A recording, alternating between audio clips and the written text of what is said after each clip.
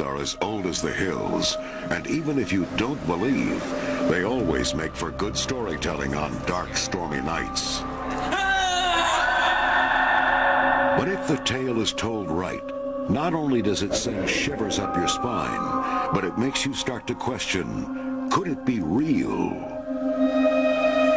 So if you believe that cemeteries, civil wars, and jealousy murders make for good ghost stories, be prepared to be scared. You're about to witness a recipe for the dead rising. Our tour of America's haunted hotels kicks off with one of the most famous and beautiful hotels on the West Coast. And because this hotel's first class, people are dying to get in. When the Hotel del Coronado was built in the 1880s, crowds of people used to picnic at the site just to watch this masterpiece of Victorian architecture go up. More than a century later, crowds still come to enjoy this elegant destination hotel, and with good reason. It's conveniently located on the small island of Coronado, just off the California coast, a short drive from the great restaurants of San Diego.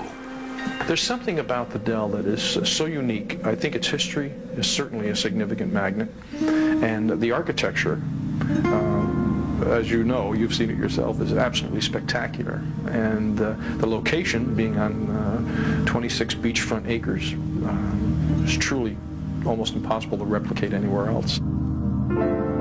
And for the last 100 years, the Coronado has attracted big names from all over the world, including world leaders, crowned heads of Europe, as well as American royalty.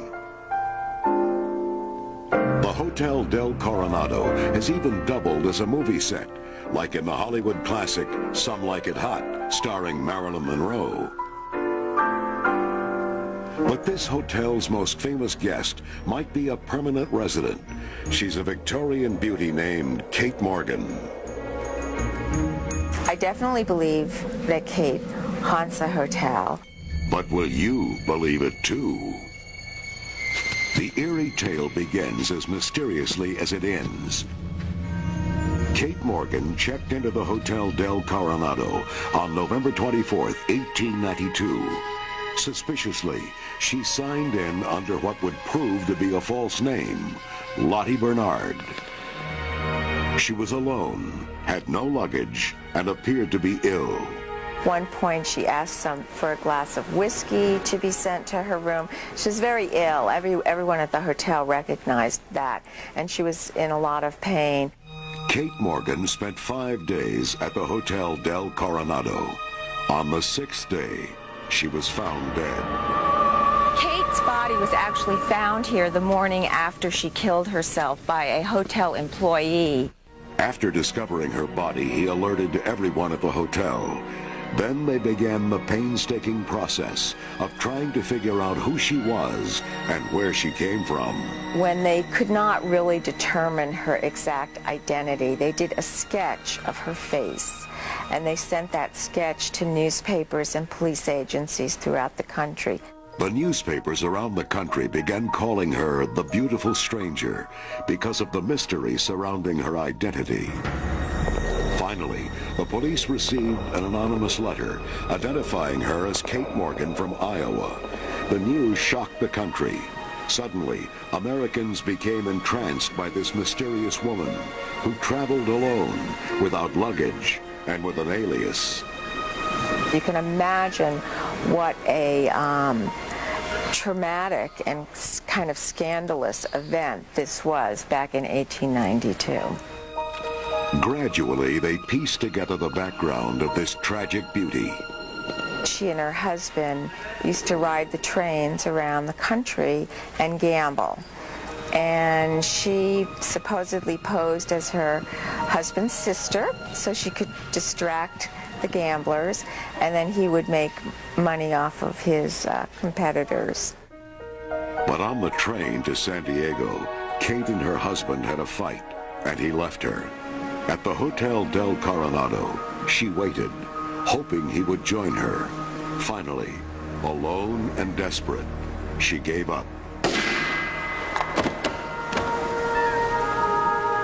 Though Kate Morgan has been dead more than a century, she apparently has never left the Hotel del Coronado. She was young, she was brokenhearted, she was on her own, and she killed herself.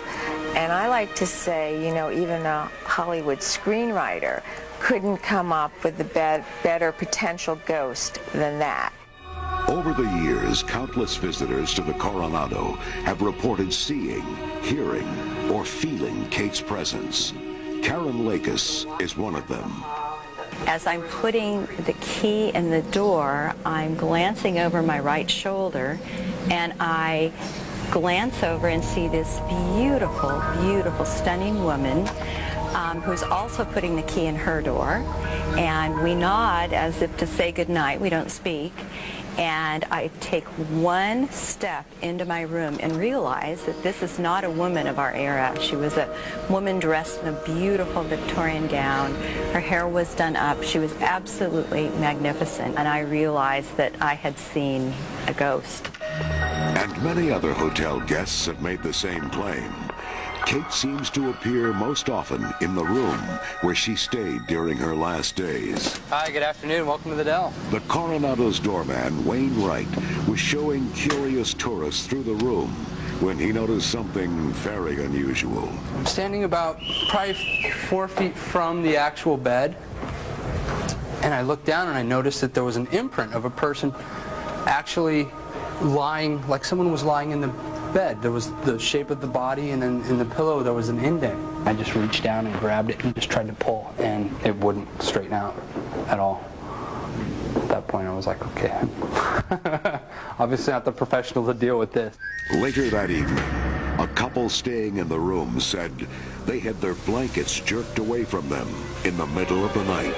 The wife remembers having the covers taken away from her, but she thought her husband was hogging them. And only the next morning did he say to her, "Did you see what happened?" And what he saw was the outline of a woman ripping the sheets and blankets and bedspread off the bed.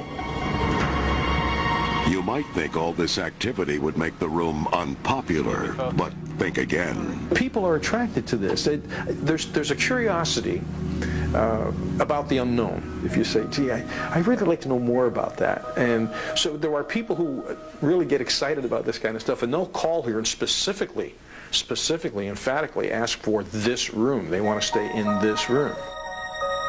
Just forget staying in room 3327 on Halloween. That's Kate Morgan's room, and it's usually booked. But don't worry, you're just as likely to see Kate any other night of the year. Of course, there are no guarantees, but if you keep your eyes open and your nerves steady, who knows? You just might meet the beautiful ghost of the Hotel del Coronado. Coming up, more than half the U.S. population believes in unexplained phenomena. And 1/4 of all Americans claim to have seen or felt the presence of a ghost. But whether you believe or not, everyone seems to love the thrill of being scared. The next stop on our tour of America's haunted hotels takes us to Long Beach, California, where the renowned ocean liner, the Queen Mary, dropped anchor more than 30 years ago. One of the top hotels and tourist attractions in the state. More than 1.5 million visitors come here every year, and not just for the food. Guests tour the ship, dine in her restaurants, or spend the night in one of her many historical staterooms. So what draws all these people to a big boat that never leaves the dock? First of all, she was the third largest of the ocean liners built during the era of the great passenger liners. At over 81,000 gross tons, she's over 1,019 feet long, 118 feet wide, and has 12 decks. She's in fact much bigger than the Titanic, which for many people, they believe that was the largest ship ever built. But you would have actually been able to have nested the Titanic within the Queen Mary's hull. The impressive details of her specs aren't all that appeal to visitors. Rumor has it, there are also other worldly lures. First is the incredible stories that people have to tell, the memories that incorporate the essence of this ship. The second is the physical beauty of the ship. This is one of the few true Art Deco treasures that still exists anywhere in the world. And third, I suppose, would be the ghosts of the ship. That's right, she said ghosts. It's been said that life aboard the most luxurious ocean liner ever to sail the Atlantic wasn't all tea and crumpets. It was frequently filled with drama and death. It began not long after she was launched in England in 1936. It was then that she was pressed into military service as a troop carrier during World War II. Queen Mary is credited, along with the Queen Elizabeth, of shortening World War II by a full year because she could carry so many troops at one time. She still holds the record for the most persons ever aboard a ship, 16,000 passengers and crew during one crossing. They were packed on like herring. You could hardly walk across the deck. There were so many people. When World War II ended, the Queen Mary carried war brides and their children away from their homes in Europe to a new life in America. Even when her war service was over, the Queen Mary's clientele was anything but ordinary. Film stars such as Bob Hope, Elizabeth Taylor, Fred Astaire, probably the world's most famous romantic couple, the Duke and Duchess of Windsor, traveled frequently on the Queen Mary. In addition to the legendary names, there have also been some legendary tales. Records show that in the more than 6 decades since the Queen Mary made her first transatlantic crossing, there have been a large number of deaths on board the ship. And it's said that the spirits of many of those people are still here and make themselves known frequently. They're sort of minding their own business, doing what they would do during a passage on the ship, and they don't seem to realize that they're spirits. They seem to think they're part of the crew or part of the company of the passengers on the ship. In fact, ghost sightings are reported so frequently that the ship recently opened a new tour, Ghosts and Legends of the Queen Mary. We're now entering the officers' accommodations. This is an area of the ship where the senior officers had their cabins. And every part of the ship is said to have its own dark story to tell. 1947, a senior second officer accidentally drank some tetrachloric acid, thinking it was gin, and actually poisoned himself to death. Since that time, there have been reports of ghostly sightings in the officers' quarters and also in the bridge and wheelhouse directly above us. And that's just the beginning. One of the bigger parts of Ghosts and Legends is that it's in the lower forward areas of the ship, which have not been open to the public since the ship arrived here in '67, and before that only available to the crew members. So the public has never been in these areas. There are boiler rooms and storage areas way below the waterline. This dark and creepy underbelly of the ship is the last place you'd want to be trapped. A perfect place to tell a ghost story, I should add. We're now entering a part of the ship known as the isolation wards. These were hospital facilities that were designed to take care of passengers who were discovered to be traveling with communicable diseases. It's also been documented that the isolation wards were used as a holding area for stowaways that were arrested traveling illegally on board the ship. But rather than being jailed here to face the consequences, some of them committed suicide. And one of the most famous ghost stories is reported to have happened right here. Down in the depths of the Queen Mary shaft tunnels is watertight door number 13. And in July of 1966, a very tragic accident occurred here involving a young fireman's apprentice. The young man opened the door to get through but got caught by it. And you can see by the size of the door and also these massive gears, it would be very painful. The door came back on him and trapped him in here. He was crushed to death. And ever since then, strange supernatural occurrences have been reported at this very spot. Not only sightings of ghosts, but also of sounds and experiences. And we don't know for sure, but it's possible that the tragic accident that occurred here at watertight door number 13 may have something to do with the supernatural phenomena that occur in this area of the ship. But this isn't the only place they say spirits tend to gather. Many believe the swimming pool is the most haunted part of the ship. People claim to hear laughter, splashing water, and wet footprints, even though there is no water in the pool. There are some psychics that believe that there are over several hundred ghosts that occupy this area of the ship. And they believe that there's a vortex into another dimension by which these ghosts come and go. And it's this poltergeist epicenter that people from miles around hope to catch a glimpse of. Well, some of the oldest stories that I've ever heard of reports of ghostly activity in this area involve a woman in a swimming suit. Sometimes she's seen around the swimming pool ready to dive in. Sometimes she's seen up on the balcony. But in any event, she always disappears. It's believed that one staple spirit of the Queen Mary is a little girl who appears all over the ship. Yet the story behind this little girl ghost will forever remain a mystery. She is a trickster and a prankster. She slams doors and appears to want to play. People will look up and see this little girl in a bonnet with a period dress. They realize she's sort of floating and look down and see she has no legs and disappears. But she's pretty spectacular. The staff says that ghost sightings are so common among the crew members that you're not really considered official until you've had one. It's sort of like a tradition, you know, a rite of passage. We like to call the people who haven't had an experience here paranormally challenged. Some people have suggested that the owners of the Queen Mary take steps to get rid of their ghosts, maybe a giant shipboard exorcism. But the staff adamantly disagrees. No. We figure they are having a good time. They might as well stay and enjoy themselves.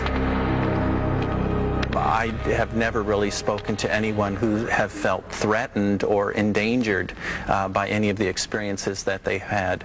So I think for the most part, the hauntings of the ship only help to enhance the romance and the nostalgia of the Queen Mary. So don't be fooled. One trip aboard the Queen Mary, and you might be convinced that it could be one of America's most haunted hotels. Still to come, hundreds of hauntings reported at the same blood-strewn site. Find out why spirits might linger on this hallowed ground. And which haunted hotel was made famous by the king of horror novels? Here's a hint. Here's Johnny. People love to be scared, which is why the American curiosity with the undead has long been a staple of the entertainment industry. I'm Vincent Price. You're invited to my party in the house on Haunted Hill. They're called horror flicks, and they leave audiences screaming for more. There are some who would argue that you don't need $1 million movie to see ghosts. That is, if you know where to look. Our tour of America's haunted hotels stops off in the Rocky Mountains, just above the small town of Estes Park, Colorado. It's famous for its magnificent views, its incredible turn-of-the-century architecture, and maybe even its ghosts. You can expect to see ghosts almost every day, if you're lucky. Welcome to the Stanley Hotel, where horror meister Stephen King wrote portions of his best-selling novel, The Shining. In the summer of 1973, Stephen King camped out in room 217 and let the Stanley's supposed apparition population inspire him. And although the Stanleys' real ghost stories are not quite as gruesome as those in The Shining, they're still said to spook the masses. They're not going to throw you into the wall or steal your jewelry or things that some other ghosts might do. The staff claims that these ghosts will not hesitate to play tricks on you to get your attention. They just want to say, hey, I'm here too. The man who built the hotel was F.O. Stanley, a wealthy Boston businessman and inventor of the Stanley steamer, an early horseless carriage powered by steam. Unfortunately, rich as F.O. Stanley was, he was also very ill with tuberculosis. In the early part of 1903, he went to his doctor. He was weighing about 118 pounds. His doctor told him, and he put it just this bluntly, don't make any plans for the fall because you probably won't live that long. Stanley's doctor prescribed the clean mountain air of Colorado, so he and his wife Flora decided to build a luxury resort that would not only improve his health, but might also increase his wealth. And so, if he can't be where the action's going on, you know, back where all of his businesses are, maybe in a sense you can imagine he would be motivated to build this grand resort hotel to invite other successful industrialists out here. Basically, he brought the action back to him. A few years and $500,000 later, the Stanley Hotel opened its doors. This heart of the Rockies retreat was immediately popular and remains so to this day. The Rocky Mountain National Park is about 4 miles from here, so you can come check in, spend the day in the park, driving around. There's beautiful hikes. In summer, we have an outdoor heated swimming pool. Hopefully, we'll keep you really busy. But they say no one is too busy to notice the ghosts. It's believed that Mr. and Mrs. Stanley are still there and are always ready to greet their guests. It's reported that Flora's favorite haunt is her old music room, and that she still loves to play the grand piano her husband gave her almost a century ago. The night manager was doing his paperwork at the front desk, and he heard what he thought was a radio. And so he went out into the lobby and was going to say to whoever might have a radio on, please turn it off, because it was late. And there was no one out in the lobby, and he walked toward the music room where the music seemed to be coming from. And when he got to the door, he could see that the piano keys were moving. When he crossed the threshold to the door, they stopped, and the music stopped. One family staying at the hotel even reported hearing Flora playing the piano in broad daylight. It was 11 o'clock on a Friday morning. The hotel was full of guests. It was the middle of the summer.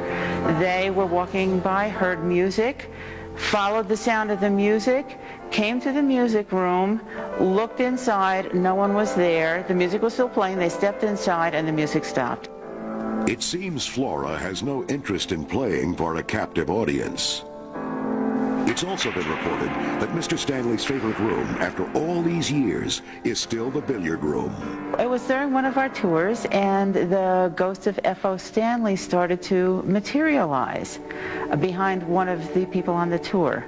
And then before he fully came into total detail, faded away again. And that's his room.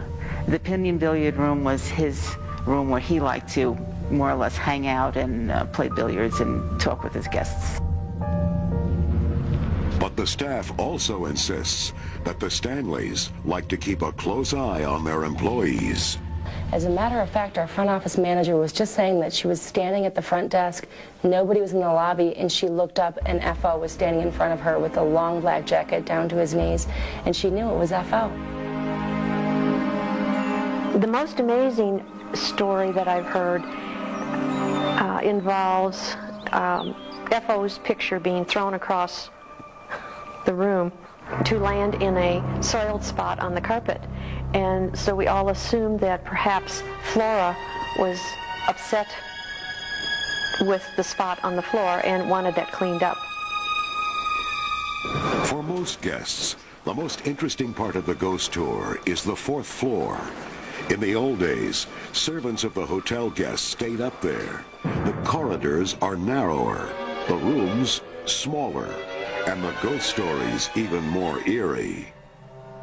Paranormal research suggests that at least 12 different entities reside at the Stanley, and stories conclude that occasionally they show themselves all at once. On another occasion, a bellman came around the corner onto this wing, and as he did, every single door flew open simultaneously.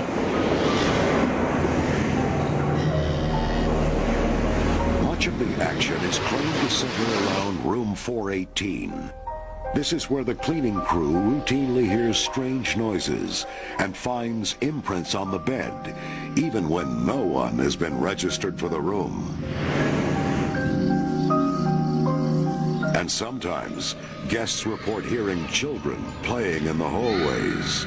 On one occasion, 2 separate couples checked out before they were due to check out because they said that they couldn't sleep all night because of the children playing in the corridor and making noise. Well, there were absolutely no children registered at the hotel that night on any floor. Years ago, word of ghosts at the Stanley Hotel might have ruined business. Today, it's a major attraction. I'd like to see something. I'd like to have some fun, but, I don't want to, freak out and go through years of therapy, So I'd like to see something and have fun, but nothing too traumatic. So if your idea of fun is seeing unexplained ghostly phenomena, you might want to get up your nerve and check into this scare palace. And while you're there, pay your respects to Mr. and Mrs. Stanley. They're always ready to entertain. Coming up, murder at a Louisiana plantation home results in an eerie ghostly legend when Haunted Hotels returns. At least once a year, Americans love to be scared. It's the celebration of All Hallows Eve, October 31st, better known as Halloween. But there could be some haunted houses to visit all year round.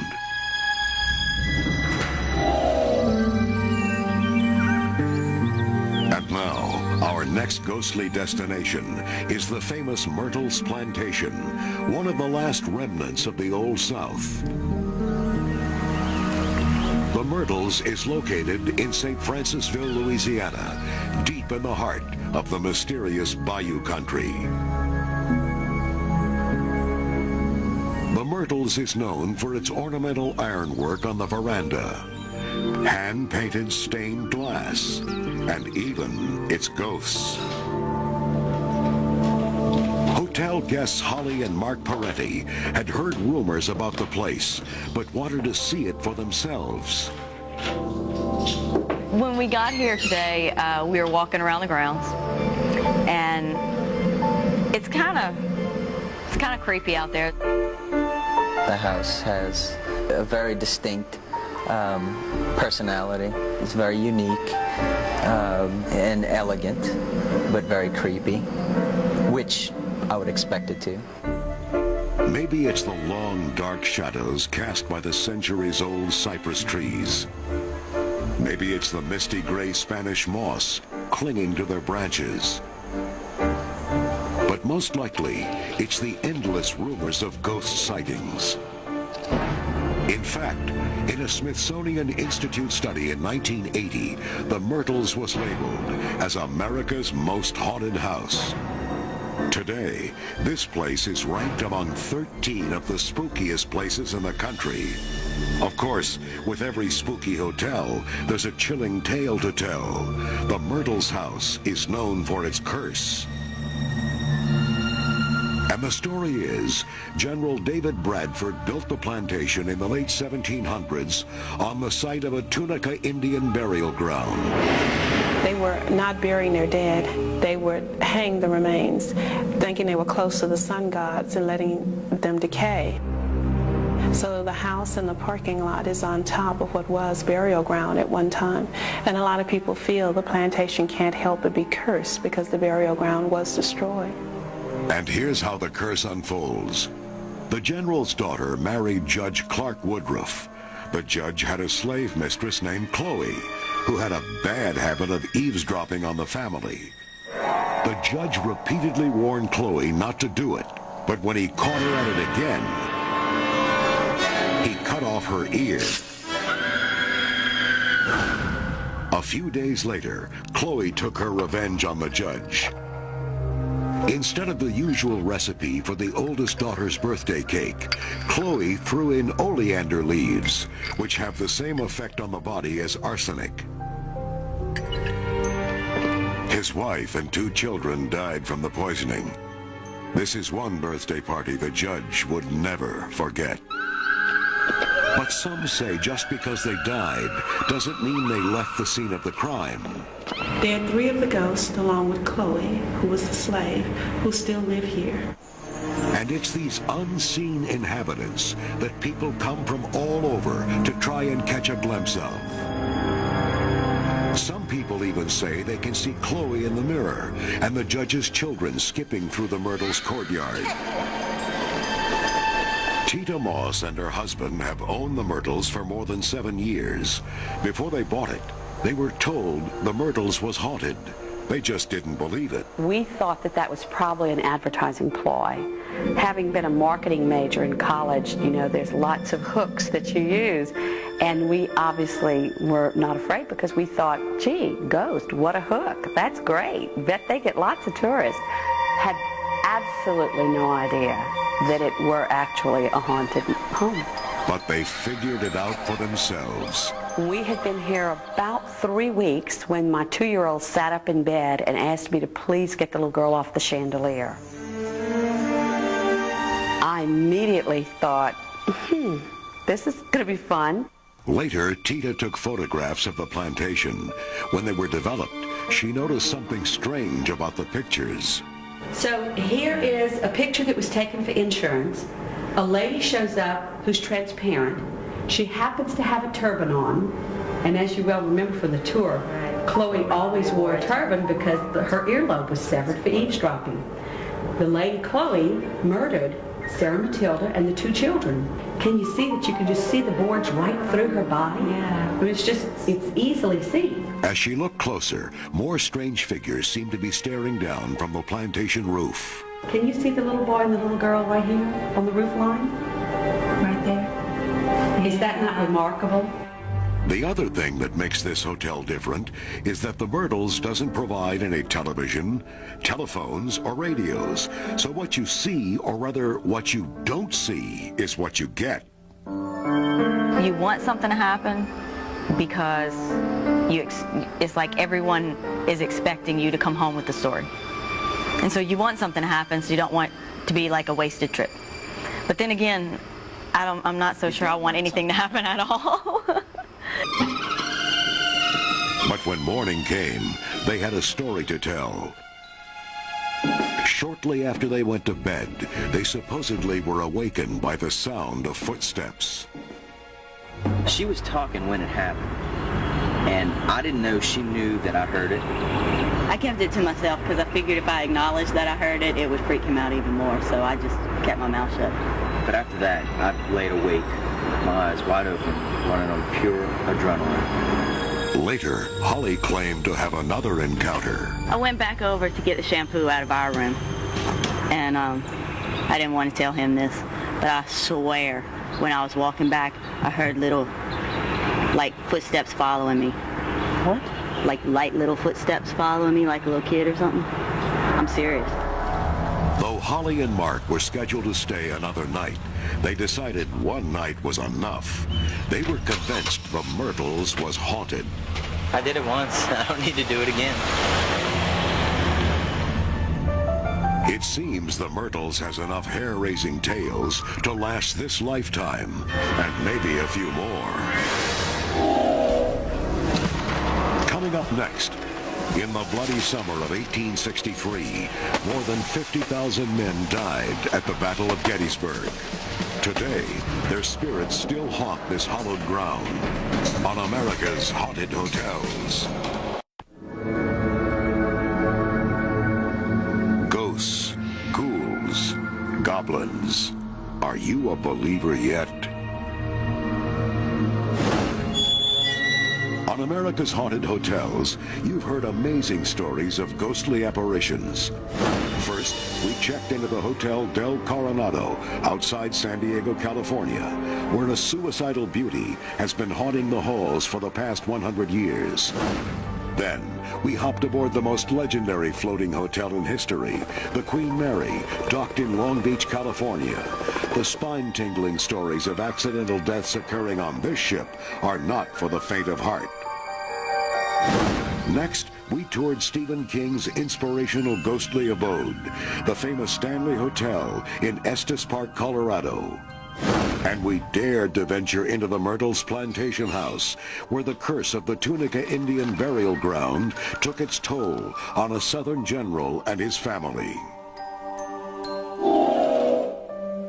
Our tour of America's haunted hotels continues with a place steeped in American history.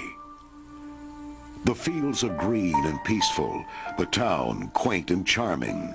But on 3 hot July days in 1863, Union and Confederate soldiers fought the bloodiest battle in the Civil War, the Battle of Gettysburg.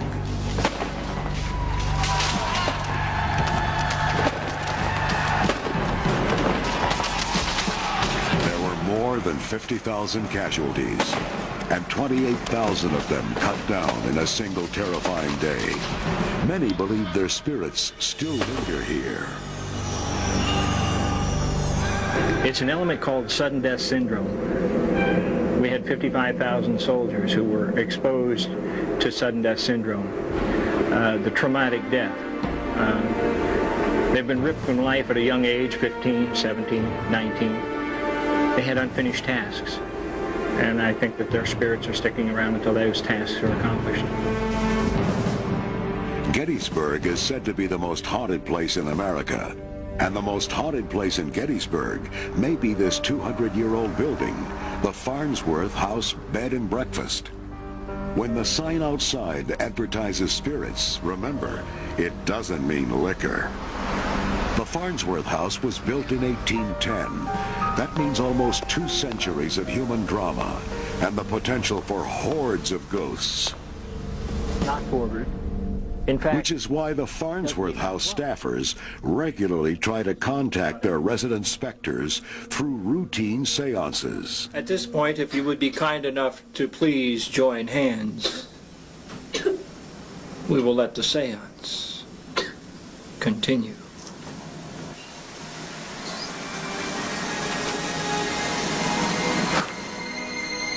Most times, all they get is goosebumps. Other times, much more. For a relatively small structure, it's said that the Farnsworth House has a pretty hefty ghost population. From cellar to garret, there may be as many as 14 different war-torn spirit entities. But surprisingly, not all of them appear to be soldiers. One of the spirits had given birth to a stillborn child. It was a traumatic experience for her, and she's still here as long as the spirit of the child remains in the house. In addition, another woman haunts the bedrooms, a midwife named Maria. Some guests who've stayed in this room say they woke up to see a woman standing beside the bed. There seems not to be a mean bone in her body. She just is somebody who is very, very caring and looks after people. But most of the ghosts are said to be connected to the Civil War. During the Battle of Gettysburg, Confederate sharpshooters holed up in the Farnsworth House garret, kept the Yankees pinned down with sniper fire. And the story is, after long nights of shooting, the soldiers would gather together to rest and sometimes play music. Guests have reported hearing what sounds like a mouth harp being played in the wee hours of the morning. About at 2 o'clock in the morning, sounds like a gentleman setting up here playing this mouth harp. Well, who could be up there at 2 o'clock in the morning? And the answer always is the same, there's nobody. Nobody alive, anyway. They say there are more ghosts here than just soldiers and midwives. It's been told that there are also children who haunt these historic halls. In the early 1900s, a 5-year-old boy was brought into one of the bedrooms. He'd been run over by a horse and wagon right outside the Farnsworth house and was too badly injured to be moved further.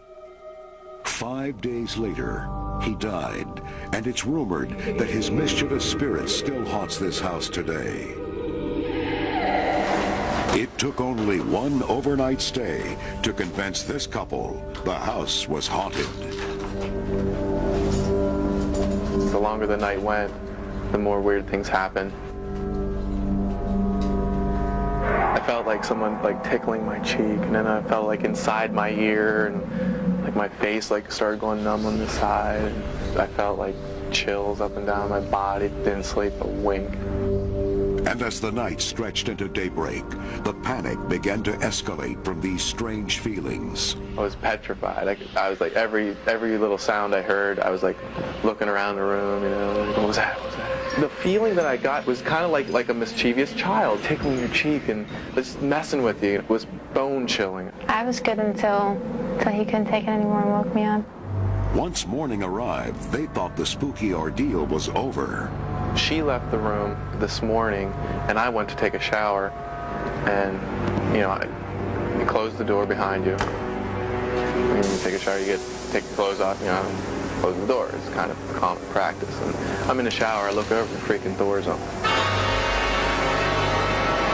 Needless to say, this couple left right after breakfast. They seemed to be in something of a hurry. Are you brave enough to dare a night in the Farnsworth house? Reservations are available for this ghostly Gettysburg Inn. If you visit the Myrtles Hotel in Louisiana, the Stanley Hotel in Colorado, the Farnsworth House in Gettysburg, or the Hotel Del Coronado and the Queen Mary in California, there are no guarantees that you will see a ghost. But if it does happen, there will be no doubt in your mind. When people talk about how do you know when you're in love? Well, you'll just know. How do you know that you experienced a ghost? You'll just know.